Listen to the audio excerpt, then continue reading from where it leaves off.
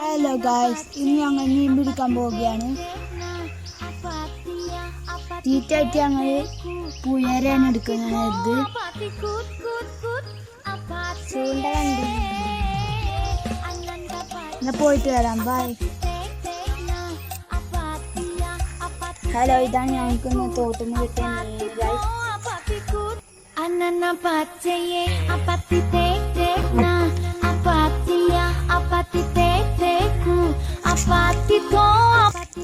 അനാഗോസിന് 2 പേരലുമാണ് കിട്ടിയത് ഗായ്സ്.